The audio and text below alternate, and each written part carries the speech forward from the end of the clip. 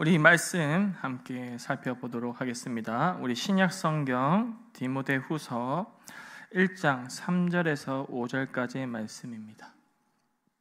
디모데후서 1장 3절에서 5절까지 말씀, 제가 가지고 있는 성경에는 343면에 있습니다.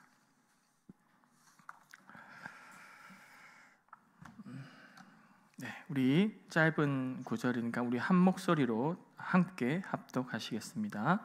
내가 밤낮 간구하는 가운데 쉬지 않고 너를 생각하여 청결한 양심으로 조상적부터 섬겨오는 하나님께 감사하고 내 눈물을 생각하여 너 보기를 원함은 내 기쁨이 가득하게 하려 함이니 이는 내 속에 거짓이 없는 믿음이 있음을 생각함이라.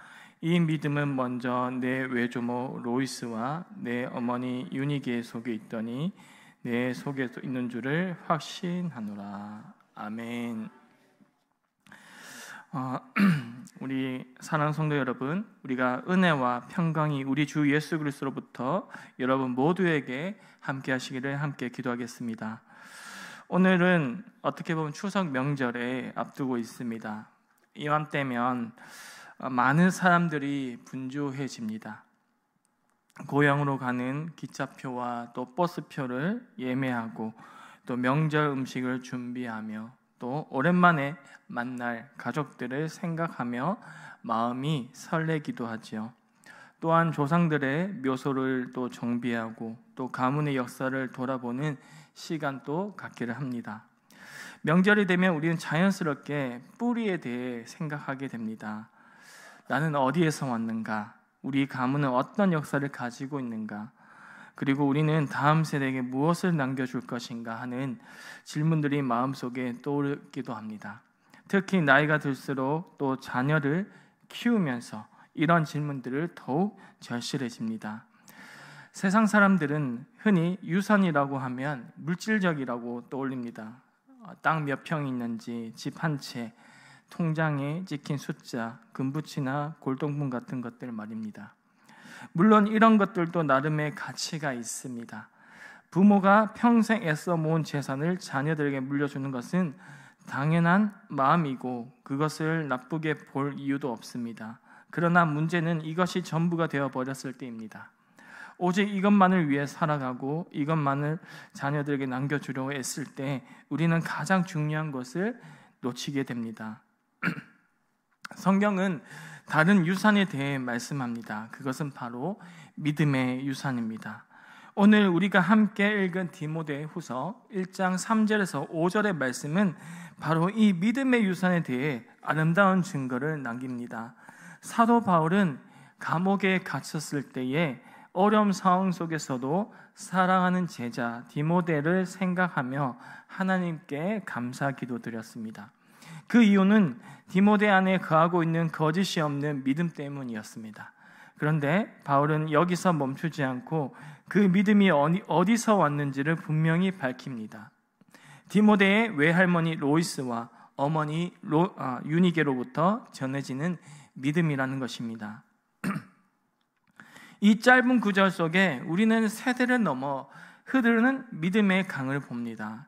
할머니에서 어머니로, 어머니에서 아들로 이어지는 믿음의 계승을 봅니다. 그리고 그 믿음이 한 사람의 인생을 어떻게 변화시키고 나아가 초대교회 전체에 어떤 영향을 미쳤는지를 봅니다. 오늘 저는 이 본문을 통해서 여러분과 함께 가정이 남겨야 할 가장 귀한 유산인 믿음에 대해서 나누고자 합니다. 먼저 본문 인물들을 좀 더 살펴보기를 원하는데요. 이 로이스라는 이름의 뜻은 기쁨스러운, 기쁨이 있다라는 헬라식 이름입니다. 그녀는 헬라 문화가 지배하던 루스드라의 지역에 살았던 유대인 여성이었는데 당시 헬라 문화가 매우 강력했습니다. 화려하고 세련된 헬라 문명 앞에서 많은 유대인들이 자신들의 정체성을 잃어가고 있었습니다. 특히 예루살렘에서 멀리 떨어져 소아시아 지역의 유대인들이 더욱 그러했습니다. 그러나 로이스는 달랐죠. 그녀는 이방 땅 가운데서도 여호와 신앙을 지켰고 회당에 있었는지 없었는지 확실히 하지 않는 그 작은 도시에서 그녀는 자신의 딸 유니게에게 하나님의 말씀을 가르쳤습니다. 안식일을 지키고 기도하며 또 토라를 읽는 삶을 살았습니다. 주변 사람들의 우상을 섬기고 헬라 신들의 제사 드릴 때에도 그녀는 오직 창조주 하나님만 섬겼습니다. 쉽지 않은 선택이었을 것입니다. 때로는 외롭고 때로는 비웃음을 받을지도 모릅니다. 하지만 그녀는 흔들리지 않았습니다. 그 믿음은 딸 유니게로부터 이어졌죠. 우리 사도행전 16장 1절을 보면 유니게는 믿는 유대 여자였지만 헬라인 남편과 결혼했다고 기록되어 있습니다. 당시 유대 사회에서 이것은 매우 예외적인 일이었는데요. 유대인들은 일반적으로 같은 민족끼리 결혼했고 특히 경건한 가정에서 더욱 그러했습니다. 그럼에도 유니게와 헬라인과 결혼하게 된 데에는 여러 가지 이유가 있을 것입니다. 어쩌면 그 작은 도시에 유대인 청년이 많지 않을 수도 있고 다른 현실적인 이유도 있을 수도 있습니다. 문제는 결혼 이유였습니다. 남편은 믿지 않는 사람이었지만 집안의 종교적 분위기를 주도하는 것은 보통 남편이 어떤 시대였는데, 그러나 유니게는 어머니 로이스로부터 배운 믿음을 포기하지 않았습니다. 더 놀라운 것은 그녀가 자신의 아들 디모데에게 어려서부터 성경을 가르쳤다는 사실입니다. 디모데후서 3장 15절의 말씀을 보니까 바울은 디모데에게 이렇게 말합니다. 또 어려서부터 성경을 알았나니. 이것은 유니게가 어린 디모데에게 무릎을 앉히고 토라 두루마를 펼쳐놓고 하나님의 말씀을 가르쳤다는 것입니다. 믿지 않는 남편의 눈치를 보면서도 유니게는 아들의 영적 교육을 멈추지 않았고 아마도 어머니 로이스와 함께 디모데를 가르쳤을 것입니다. 할머니와 또 어머니가 함께 손자를, 아들을 신앙으로 양육하는 아름다운 모습을 우리가 그려집니다. 그리고 그 결과는 놀라웠습니다. 디모데는 사도 바울이 가장 신뢰하는 동력자가 되었고 또 초대교회의 중요한 지도자로 성장했습니다. 사랑하는 성도 여러분, 여기서 우리는 믿음의 유산을 가진 놀라운 힘을 봅니다. 로이스 한 사람의 믿음이 유니게로 이어졌고 또 유니게의 믿음이 디모데로 이어졌습니다. 그리고 디모데를 통한 에베소 교회가 든든히 세워졌고 수많은 영혼들이 복음이 듣게 되었습니다. 한 여인의 신실한 믿음의 세대를 넘어 흘러가며 놀라운 열매를 맺은 것입니다. 이것이 바로 믿음의 유산이라는 것이죠. 바울은 4절에서 디모데를 생각할 때마다 그의 눈물을 생각한다고 말합니다. 아마도 바울이 마지막으로 디모데와 헤어졌을 때에 디모데가 눈물을 흘렸던 모습을 기억하고 있었던 것입니다. 그 눈물은 스승을 사랑하는 제자의 눈물이었고 바울은 그런 디모데를 다시 만나를 간절히 원한다고 고백합니다. 이것이 믿음의 유산을 만들어낸 또 다른 열매입니다. 진실한 사랑의 관계, 영적인 유대감, 복음 안에서의 깊은 교제라는 것이죠. 5절에서도 바울은 디모데의 믿음이 거짓 없다고 말합니다. 이 표현 매우 중요합니다. 거짓이 없는 믿음이라는 것은 진짜 믿음, 그 위선이 섞이지 않는 순수한 믿음을 의미합니다. 우리 한번 다 함께 따라 한번 해보시겠습니다. 겉으로만 꾸며낸 신앙이 아니라 삶으로 증명되는 신앙입니다. 다시 한번 우리 함께 하겠습니다. 겉으로만 꾸며낸 신앙이 아니라 삶으로 증명되는 신앙입니다. 이것이 우리의 고백이 저와 여러분 되기를 간절히 축복합니다. 이런 형식적인 종교 생활이 아니라 마음 깊은 곳에서 우러나와서 진실한 신앙을 말합니다. 이런 믿음은 어디서 오는 것일까요? 바울은 그것이 외할머니와 어머니로부터 왔다고 말합니다. 로이스와 유니게의 믿음도 거짓이 없었기 때문이지요. 그들은 입으로만 신앙을 고백하는 것이 아니라 삶으로 그 믿음을 증명했습니다. 어려운 환경 속에서도 하나님을 의지했고 핍박 속에서도 신앙을 지켜냈으며 불신 남편과의 결혼 생활 속에서도 하나님의 말씀을 가르친 일을 멈추지 않았습니다. 이러한 진실한 믿음의 모습을 보고 자란 디모데는 자연스럽게 거짓이 없는 믿음을 가진 사람으로 성장할 수 있었던 것입니다. 저 역시도 마찬가지입니다. 저는 모태 신앙으로 살지 않았고, 그리고 잘못 얘기했는데요. 저도 모태 신앙을 살지는 않았고, 그러나 어머니의 모습에 그 기도의 소리를 듣고, 그리고 누군가의 전도를 받아서 교회에 출석을 하게 되었고, 교회에 출석하게 되면서 우연치 않게 또 많은 우리 주일학교 선생님 만나면서 저의 인생에 상담을 해주시고 또 말씀의 길로 인도해 주셔서 지금까지 이렇게 자라온 것 같습니다. 물론 디모데는 아주 훌륭했지만 저는 아주 나약하고 부족하고 연약한 사람이었습니다. 그럼에도 불구하고 이제 곧 있으면 이제 목사를 안수를 받게 되는 시기가 왔는데요. 그럴 때 누구에게 가장 먼저 초대를 해야 될까? 역시나 저를 가르쳤던, 저를 또 복음의 자리로 또 전도했던, 처음으로 저희 가정에 문을 두드리면서 전도했던 한 권사님이 계십니다. 그 권사님에게 처음으로 제가 초대장을 보냈습니다. 권사님, 그때 기억나십니까? 수십 년 전에, 20년 전에, 벌써 20년이 지났군요. 제가 수학여행 갔다 와서 제가 묵주를 찾더니 그 기념품으로 샀는데 그것을 가위로 잘라버리시고 묵주값으로 3,000원 주셨던 그 기억이 나시냐고. 그런데 그런 어린 애가 제가 이제 목사 안수 받게 되었습니다라고 고백과 감사한 말로 저의 어떻게 보면 복음의 시작이자 저의 첫 신앙의 시작이었던 것입니다. 그런데 오늘 이런 디모데의 모습을 보면서 참 아무나 디모데가 되지는 않겠구나. 물론 어머니의, 할머니의 신앙을 바라보았던 믿음이 있었지만 저는 어쩌면 누군가로부터 복음을 듣게 되어서 누군가로부터 전도를 받게 되어서 또 이 자리에 섰는 그 자체가 너무나도 감격스럽고 너무나도 감사하고, 그런 불행하고 그런 상처 많은 아이가 이렇게 목회자가 된다는 것이 참으로 감사한 일이었습니다. 그 시절 20년 전에 제가 복음을 듣지 않았다면, 예수님 이름을 듣지 않았다면, 그 믿음을 듣지 않았다면 지금 나는 어디에 있을까? 어디에 있을까?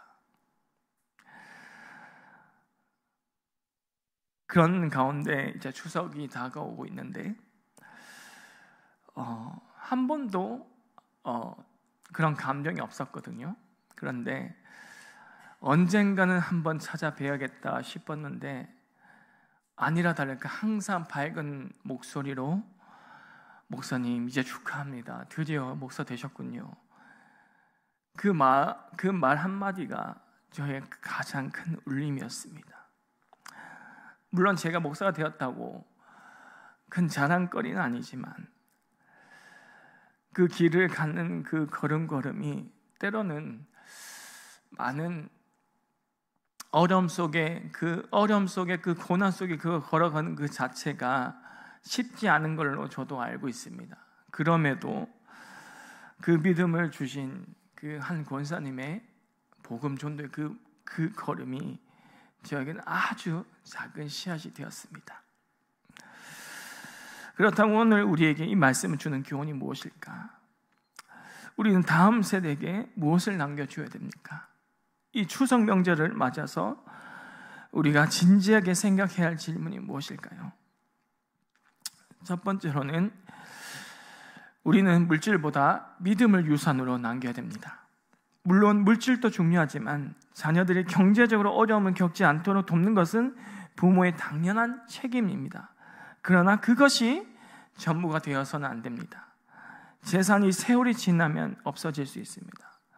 경제 위기가 오면 사라질 수 있고 잘못된 투자로 날아갈 수도 있습니다. 더 안타까운 것은 물질적 유산이 때로는 가족 간의 다툼과 분쟁의 원인이 된다는 사실이죠. 믿음의 유산은 다릅니다. 믿음은 영원한 가치 있고 그 영원한 그 가치 속에서 씨앗이 생겨졌을 때에 또 다른 누군가의 제자가 되고, 오늘 찬양 인도하셨던 장로의 말씀처럼 누군가 그 지극히 크신 그 사랑은 전달되었을 때에 우리는 그것으로만 만족해야 된다는 것입니다. 믿음의 자녀들은 영혼을 살립니다. 믿음은 그들이 어떤 인생의 어려운 순간을 만날 때에도 그 믿음 때문에 우리는 살 수 있다는 것입니다. 아무리 수십억의 재산을 물려받았지만 방황하며 살아가는 사람들이 있는 반면에 가난한 환경 속에서 자라났지만 부모로부터 물려받는 이 믿음으로 말미암아 축복된 삶은 아니겠습니까? 우리는 어떤 물질보다 믿음의 유산을 남기기를 간절히 축복합니다. 둘째로는 우리는 예배 습관을 유산으로 남겨야 합니다. 로이스와 유니게는 디모데에게 단순한 신앙에 대해 말로만 가르친 것이 아니었습니다. 그들은 예배하는 삶을 보여주었고 안식일 때마다 하나님께 경배했고 날마다 기도했고 말씀 읽고 묵상했습니다. 그걸 보고 자랐던 디모데는 이렇게 훌륭한 목회자로 또 지도자로 설 수 있었던 것입니다. 오늘날 우리의 가정은 어떠합니까? 오늘날 우리 다음 세는 어떠합니까? 참으로 안타까운 사실이지만 여러분, 우리나라 자살률이 1위인 거 알죠? 청소년, 청년. 네, 1분마다 3사람씩 죽어가고 있습니다. 왜일까요? 무엇 때문에 그렇게 안타깝게 스스로 목숨 끊을까요? 무엇을 우리가 잘못 가르쳤기에 이렇게 소망 없는 헬조선이라는 것을 자기 스스로 욕을 하면서 이렇게 살아가는 걸까요? 그렇습니다. 우리가 진짜 다음 세대에게 물려줘야 할 것은 바로 믿음밖에 없다는 사실입니다. 예배를 드리는 그 습관을, 예배 이 자리에 모이는 습관이 있어야 된다는 것입니다. 저는요, 가장 부러운 가정이 어떤 가정인지 아십니까? 3대가 모여서 이 자리, 예배 자리에 모여서 드리는 그 모습이 너무나 부럽더라고요. 근데 그게 전에 있는 경주중앙교회는 뭐 3대, 4대까지 예배 드리는 모습 많이 봤는데 전 마지막 소원이 그겁니다. 하루빨리 우리 아버지가 예수를 믿어서 저 자리에, 제가 설교한 자리는 아니지만 예배 자리에 모여서 우리 다시 5 식구, 아니 이제 결혼했으니 8, 9명 식구들이 모여서 예배를 드리는 것입니다. 그런데 못난 자식 때문에 또 이렇게 서 있지만요, 그럼에도 불구하고 저는 저희 아이의 이름 뜻을 아십니까? 루아와 로이. 네, 루아는 루아흐, 여호와의 영, 네, 호흡이란 뜻을 가지고 있습니다. 성령 충만하게 자라라고 지었고요. 로이는 선하신 목자라는 뜻으로 지었어요. 그것도 이제 제가 6개월 또 셋째 생기면 루디아라고 하려고 했거든요. 왜요? 루디아가 부자였잖아요. 셋째는 정도 부자 자녀는 한 명은 나와야지 않겠나, 그런 농담 삼아서. 그런데 이 두 아이의 이름이 사실은 저의 기도 제목입니다. 성령 충만한 목회자 되었으면 좋겠고 선하신 목자가 되었으면 좋겠다. 어떤 악한 목자가 아니라 정말 좋은 하나님의 길로 인도하시는 그런 목회자로 되었으면 좋겠다라는 마음으로 그렇게 이름을 지었거든요. 근데 지금 너무나도 개구쟁이고 말 안 듣고 화나게 하고 속 터지게 하는데도 불구하고도 그래도 너무나 귀엽고 사랑스럽습니다. 왜냐하면 제가 이름을 그렇게 지었으니까요. 루아, 로이. 네, 제가 지었어요. 제가 하나님이 주신 감동으로 아이는 6개월 후에 낳는데 저는 6개월 전에 벌써 이름 다 지어버리고, 네, 처음에는 우리 장모님께서 하영이 해라, 하나님이요. 아니 그건 속으로 그건 좀 촌스러운데, 그래도 요즘 21세기 그리고 지금 아무도 이름 짓지 않는 사람을 좀 짓고 싶다, 예은이 이런 게 아니라 좀 특이하게 아무도 짓지 않는 이름을 좀 지었으면 좋겠는데 제가 루아 했는데, 나중에 보니까 저 포항 기쁨의 교회가 루아만 이름이 5명이라고 합니다. 저처럼 그런 마음으로 성령 충만한 사람 되었으면 좋겠다는 기도 제목으로 그렇게 부모님들이 지었다고 하네요. 저는 다 알 수는 없지만 그렇습니다. 그런 것처럼 이 아이들에게 남아야 할 마지막 유산은 성경을 가르쳐야겠다라는 것입니다. 윤희계는 마지막 세 번째는 우리는 성경적 가치관을 유산을 남겨야 된다는 것이죠. 이게 윤희계는 디모데에게 어려서부터 성경을 가르쳤는데요, 성경의 이야기를, 하나님의 말씀을 그 속에 담긴 진리와 가르침을 반복해서 가르쳤다는 것입니다. 그 결과 성경적 세계관을 가진 사람을 성장했고, 무엇이 옳고 그른지, 어떻게 살아야 하는지, 진정한 가치가 무엇인지를 성경을 통해서 배웠다는 것입니다. 지난 한 달 전에 제가 설교하는 시간 혹시 기억나십니까? 우리의 신앙생활의 순서가 무엇인지 아십니까? 처음에 내가 죄인이라는 것을 깨달아야 된다는 거죠. 그리고 이제 십자가를 바라봐야 되고, 그리고 내 안에 내주하신 성령이 충만해야 되고, 그리고 나서 내가 윤리적으로 도덕적으로 어떻게 살아가야 될 것인지, 내가 누구인지를 밝히는 것인데, 우리는 거꾸로 산다는 거예요. 내가 누구인지를 먼저 밝혀놓고 이제 성경 말씀 기도, 이거는 이제 두 번째 세 번째라는 겁니다. 그런데 진짜라는 내가 누구인지를 밝히는 것은 성경에서 분명히 우리에게 가르쳐 줍니다. 우리는 하나님 자녀고, 예수님께서 우리 한없는 죄인 같은 우리를 구원해 주신 그 사실만으로도 우리는 만족해야 되는데, 때로는 어떤 문제에 접했을 때 그 문제에 내 경험으로, 내 노력으로 채웠던 우리 모습들을 발견하지 않습니까?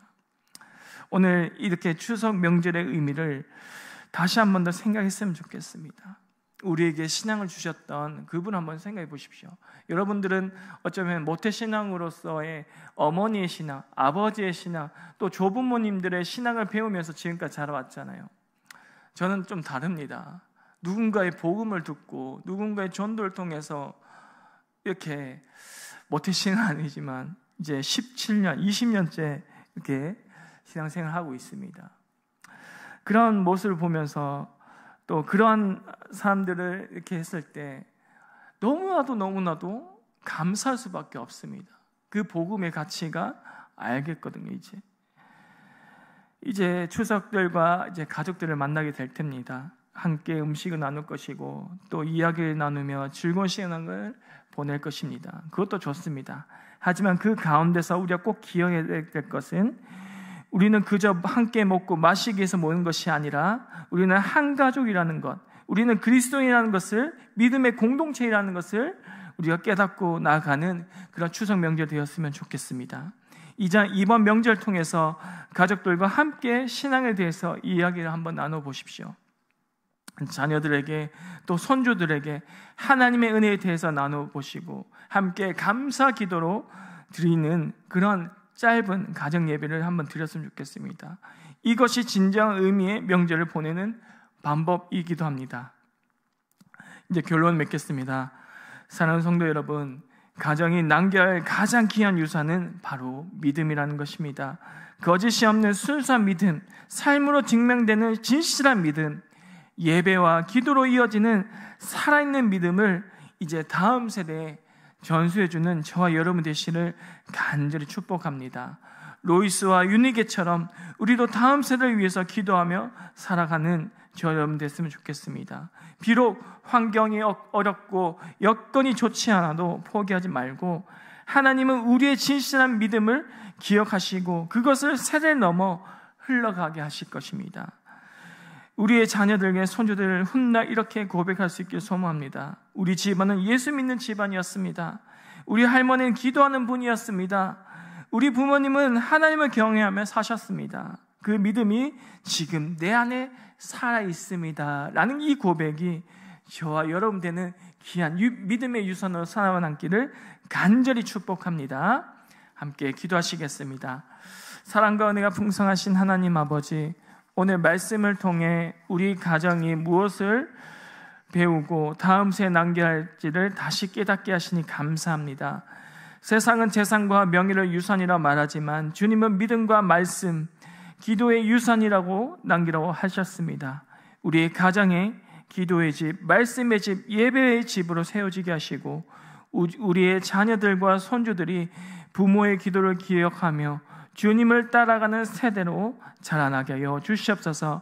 이번 출석 명절 가운데 가족들을 만날 때 단순한 즐거움과 풍성함으로 끝나는 것이 아니라 주님 안에서 감사와 사랑을 나누며 믿음을 고백하는 시간이 되게 하여 주시옵소서.